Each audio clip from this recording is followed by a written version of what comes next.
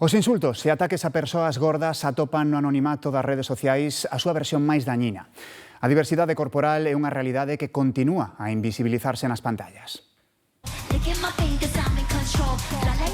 Con máis de 40 millóns de discos vendidos, a cantante, compositora e produtora musical luso-canadense Nelly Furtado dicía adeus aos escenarios tras recibir críticas nas redes polo cambio no seu aspecto físico en case 30 anos de carreira.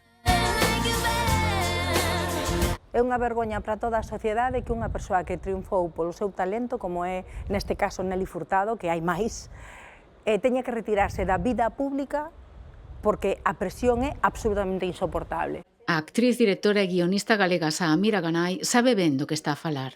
Cando traballaba na serie Matalobos, a rede social que máis estaba nese momento era o Facebook, e polo Facebook tiña mensaxes públicos, pero tamén privados, insultándome, chamándome ou camión ou tractor. É o que se denomina body shaming, que sofren especialmente as mulleres.